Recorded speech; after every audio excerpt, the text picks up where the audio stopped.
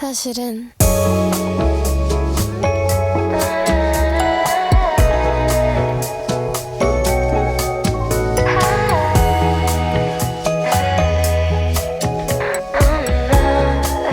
Would I get Botox again?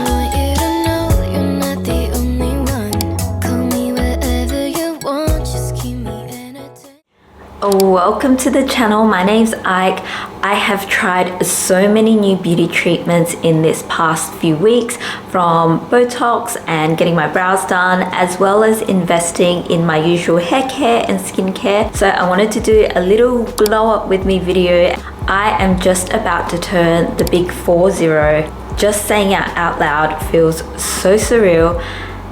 And it's something that I am definitely trying to embrace, but if I'm being completely honest, it's also something I'm a little terrified about. So as I try and navigate this new chapter in my life and embrace growing old gracefully, I thought, why not take this opportunity to try some of these new beauty treatments. Please keep in mind whether you agree or disagree. I'm a big believer that so long as you're not hurting anyone and you're doing something for yourself to make you look and feel good, then why not? I'm hoping that by sharing my experience, it may also be helpful if you're considering some of these beauty treatments. I'll also be sharing my honest thoughts and whether I have any regrets. I'm so excited to share this vlog with you, so let's rewind to a couple of weeks ago. I am going to do something that I've never done before, and that is get anti-wrinkle fillers. I've been thinking about it for quite some time, but I've never taken the first step, partly because I'm scared, not necessarily of the needles or anything like that or the pain, but more so I'm scared that once I start, I might not be able to stop. I have an irrational fear of growing and looking older, and I know this is a first world problem, and I know that it is a privilege to grow older, and every year is a blessing because getting older is not a given. I get that, but I think the fear of getting older, it sort of reminds me that I'm running out of time to do all the things that I want to do in life. And as I'm in my late 30s, soon to be 40, I just feel like everything is coming all at once. I want to try and look and feel good as long as possible. I'm not sure how much I'll be able to document, but essentially I'm going to go in to see what they can do with my forehead. My partner thinks I'm crazy because he's like, I can't see any wrinkles and lines. It's one of those things where everyone can tell you that you look great, but it's more so for me and to make myself feel better. But I can definitely see, I don't know if you guys can see there in that angle, in that lighting, oh my goodness.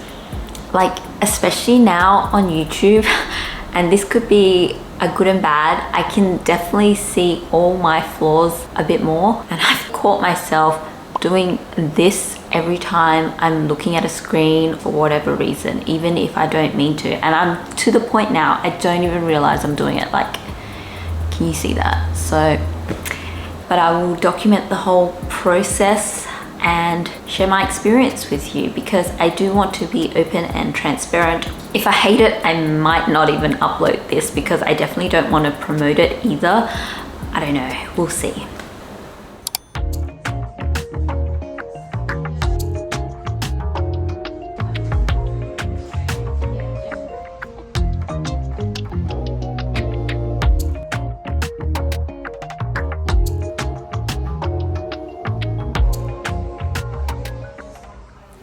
Hi guys, I hope the lighting is okay. I've just moved into my bedroom for some natural window light. I've just come back from my treatment. My doctor looks like a Korean K-pop star. He had the most beautiful skin and I'm like, yes, give me some of that. Overall, it was like a few injections, probably along the top here, along here, and then just to the side. Took about all of 20 minutes or so. It wasn't painful really at all. If anything, it's uncomfortable. My doctor said the results should start to show up in about 3 to 5 days. I will keep you posted. It honestly looks like I have been punched in the face.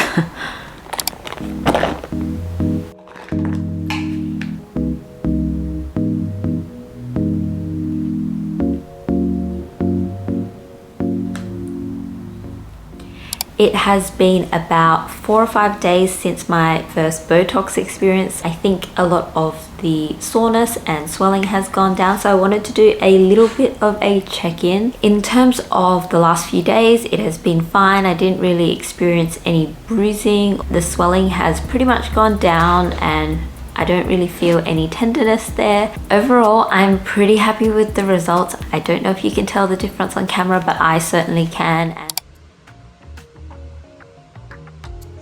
To me, brows are like the first thing I look at. And while I'm generally pretty happy with my natural brows, they're definitely full-ish. I think it's partly due to my Southeast Asian heritage, and I usually have a lot of baby hairs around my foreheads, but I just would like a bit of thickness to them and a bit more natural thickness. Let's try something new and see what my brows look like after the appointment. Let's get a quick look of the brows just before I go in.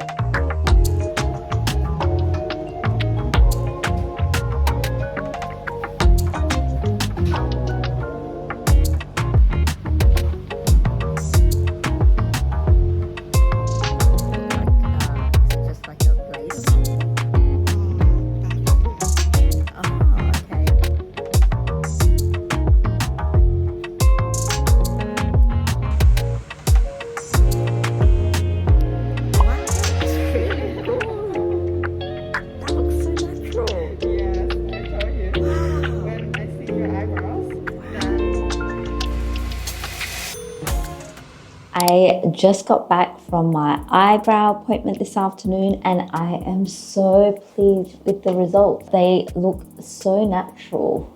I think they're a little dark now because the pigment is just settling in, but over the next week or so, my skin will start to flake away, and so some of the pigment will lighten to fade into a more natural brow. So it's a completely different technique. It's not microblading where you actually get the blade and then add sort of the pigment into your eyebrows. It's a new technique called pen feathering. Essentially, she's tattooing each individual hairline with one single needle. The procedure itself did not hurt. I was given a little bit of numbing cream for about 10 minutes, and then she went in to actually draw the stencil and made sure that I was happy with the shape and reassured me that it wouldn't look as crazy as the stencil, because when the stencils are actually drawn on, the eyebrow looks like it's going to be really big, but in actual fact, it's much smaller than the stencil. It's more so of a guide. In terms of aftercare for the next day, I can't get my brows wet. I can't add any product to my brow, and I'll have to make sure I wear sunscreen for the next week, which I do anyway every day. Super happy with the results. Let me know what you think. Is it something that you might try?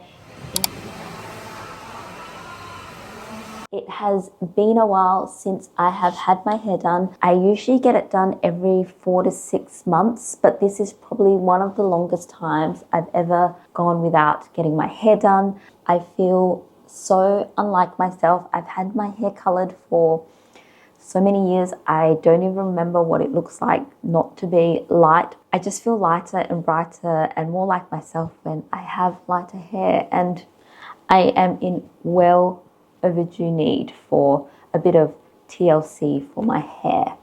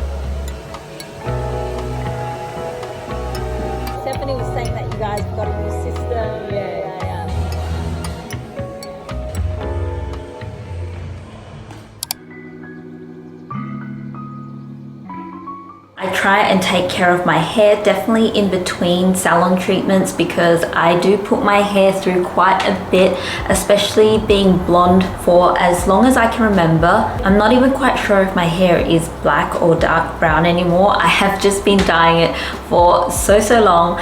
It can actually withstand quite a bit, but I definitely try and take care of it.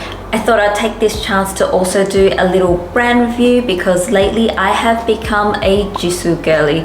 I've been using their whole collection, so I could do a mini review on some of my favorite products that I really adore and some I don't think I will repurchase, but let's go through each of the products.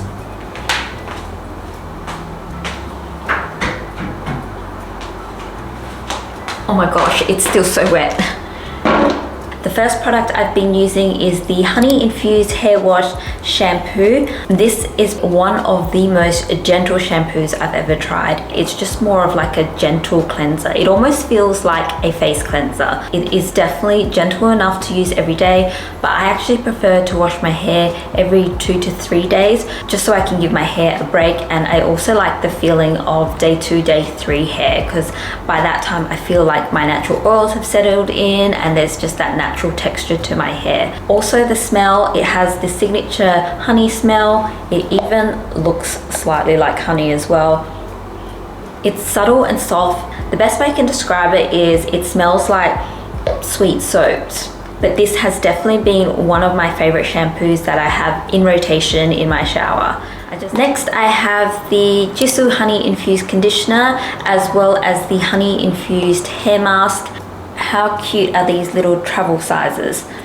I got this in a gift set and I've previously had this in a larger size as well, which I finished up. For the hair conditioner, again, it's very soft and gentle, so it's meant to help with hydrating and conditioning your hair, whereas the honey infused hair mask is more for repairing your hair. I actually find that the conditioner is perhaps not nourishing enough for my hair because it is so colored and can get so dry. But I do like the honey infused hair mask because it has a thicker texture which I can build into my hair. Look how thick and goopy that is. It's like a true paste. Sometimes what I'll do is mix the two products together, leave it in my hair for about 5-10 minutes while I'm finishing up in the shower. If I had to choose between the two products, I would probably just opt for the hair mask and just use that as my overall conditioner. I probably wouldn't repurchase the actual conditioner because for my hair, it's not nourishing enough. Onto the honey infused leave-in conditioner. I use the leave-in conditioner just before I'm about to blow dry my hair. How cute is the little bottle? The leave-in conditioner is meant to act as a heat protectant as well as a detangler. My hair doesn't get too tangly, so that's not too much of an issue. In terms of heat protectant, I don't really notice too much a difference. I feel like this is a nice to have, but definitely not a must have. I think there are so many other better and more affordable pre-heat styling hair products. I will use the bottle up, but I don't think I would repurchase this again. These are all the hairstyling products that I've tried. They come in glass bottles. I have dropped so many you would not believe. Next is the honey infused hair oil, which is probably the most famous GISOU product and what they're well known for. I just love how simple the packaging and branding is. This is probably my second or third bottle of this. I've had one that I've accidentally broken. I've had a travel size one and I've repurchased this. I love the smell. It smells like a sweet honey. I'll usually use this just after I blow dry my hair just to add some of that nourishment and moisture back into the ends of my hair. A little bit of this product definitely goes a long way. I will usually add only like 2 to 3 drops and that will cover the ends of my hair. But having said that, I don't really have thick hair, so I don't really need that much product. Next, I have the honey infused hair repair serum. This is ideal if you're anything like me and have quite damaged or heavily treated hair. I use this just as my hair is drying. I try and let it naturally air dry, and when it's still a bit damp, I'll add a couple of drops of this. I'm not sure if you can see, but there are some little tiny balls. They almost look like little bubble tea balls. If I had to choose between the two products, I think I would probably choose the honey infused hair oil. I really do like this as an all-round hair oil. Having said that, I also think that there are some more alternative hair oils. It's a great product, but it is definitely not a holy grail that I have to have in my beauty routine products.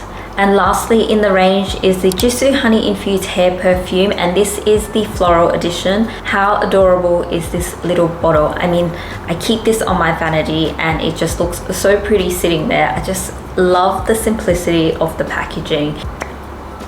Oh, I love the smell. I'm usually not a fan of rosy scents, but this smells like rose and honey and reminds me of spring and summertime. It just smells like I should be at a garden tea party having crumpets and scones. After I have styled my hair, I'll usually finish off and just add a bit of this again just to the ends of my hair. I find that the scent does last for quite a while, but it definitely doesn't last all day. So I will sometimes carry this in my handbag if I feel like I just need a bit of an oomph throughout the day. I think this smells so pretty that I could even use it as my perfume. Now that I've added it into my beauty routine, I feel like I can't live without hair perfume, which is so strange because you can definitely use normal perfume, but I just like this one. Just to wrap up, if I had to choose two GISOU products, I think I would probably choose the shampoo because I just love how gentle it is, and then the hair perfume. These are my two favorite products from the GISOU hair care and beauty range. I can't share a glow up without also talking about all things skincare. The first one is this Purity Made Simple One-Step Facial Cleanser. I have been using this for, I would say, easily over 10 years. It is my all-time favorite gentle milky cleanser. I only cleanse at nighttime to remove away makeup. In the morning, I just usually splash my face with a bit of cold water and I'm good to go. But at nighttime, I make sure I remove every ounce of makeup. And this is so gentle. I can actually use it on my eye area. It doesn't get irritated and it just removes every trace of makeup. Like, I don't even have to use eye makeup remover unless I'm using very heavy duty waterproof mascara, but usually this will get rid of most of my eye makeup. And so I absolutely love that. Moving on to serums, I am a quarterly girl through and through. I've shared this so many times already on my channel, but I absolutely love the Vino Perfect Radiance Serum. It's a brightening serum, helps to fade pigmentation, dark spots. So I'll usually just apply this at nighttime. I feel like these sorts of products work better at nighttime. I absolutely love this. I think this is probably my second or third bottle now. Every time I get close to running out, I make sure I grab a backup, and I love the smell. It just smells fresh and spa-like. It feels so luxurious but doesn't feel oily. Very moisturizing and nourishing on the face. Makes my skin also feel quite soft. It just helps my skin feel glowy and soft, and I've definitely noticed a huge difference while using this. And then moving on, I also use the Quarterly Vino Perfect Moisturizer. It's the daytime moisturizer, but I actually like to use this at nighttime. I don't really think there's any hard or fast rules. I just like how the product feels. It is so thick and creamy and lathers so nicely. Again, it has that same scent that you find in the Vino Perfect range. I knew I would love this because I tried it out as a little sample bottle and I used the whole jar. So then I went ahead and picked up the full size. I just love how this feels on my skin. Soft, nourishing, plump.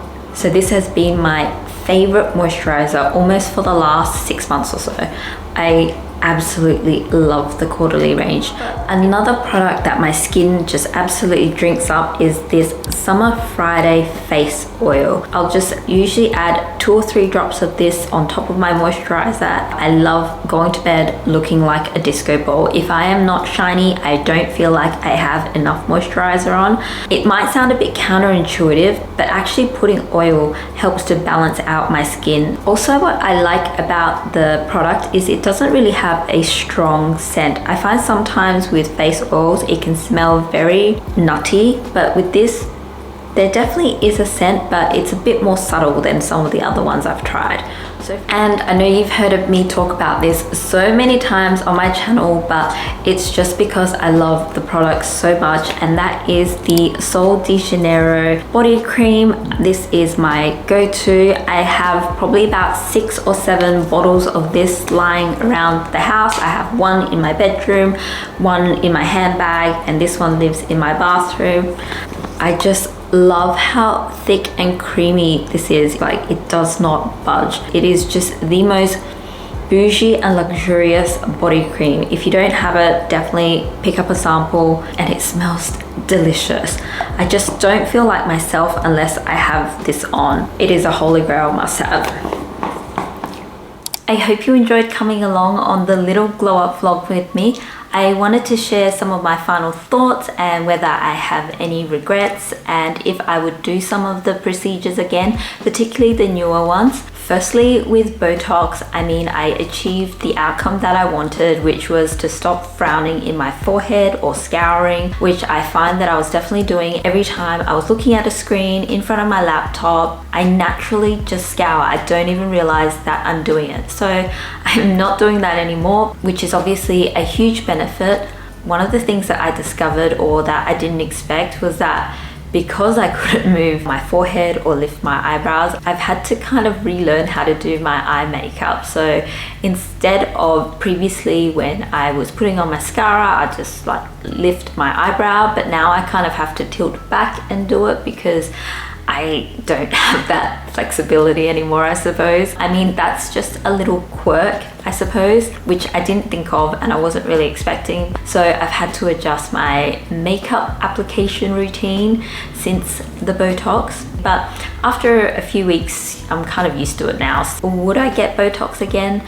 I am definitely still on the fence about this. I would say that I'm probably not in a rush to try anymore or go back anytime soon. Usually you do have to go back every 2 to 3 months, but I think I will probably just wait for it to wear off and then see if I want to do it again. I feel like I do look a little bit different. It's not obvious to my partner, but it's definitely obvious to me. And particularly when I see myself in photos, I feel like my smile looks a bit different, and I'm not sure if I'm quite used to it yet and if it's something I'll continue, but I definitely don't regret trying it. I think I would have tried it eventually, but would I do it again? I'm still on the fence and I'm definitely not in a rush. Moving to my eyebrows, which is the first feature that I look at and notice about people. So I was a bit scared to actually get it done, perhaps even more so than the Botox, because I'm very particular about my eyebrows, but I was super happy with the results. I feel like they turned out quite natural, and over the past few weeks they've faded a bit more, so they're even more natural. One of the benefits is that it has saved me a little bit of time in the morning to get my brows done. I still go over my brows with a pencil as well as fluff it up with, what do you call it? Like eyebrow mascara, but more so for the color so it matches with my lighter hair. And I do like the fluffy brow look, so I like to add a bit of texture to my brows, but overall it has saved a bit of time to fill in my eyebrows. One of the disadvantages, well, I don't know if this is a disadvantage, but one thing to note, that because my eyebrows are always on, I always feel like I'm slightly done up. So even when I'm at home, because they're on, which is not necessarily a bad thing because I can wake up with my brows fully done up, but I just never felt like I had all of my makeup off. I'm hoping that over time it will just fade a little bit more and then just become more natural, or I'll just get used to it. Would I get my brows done again?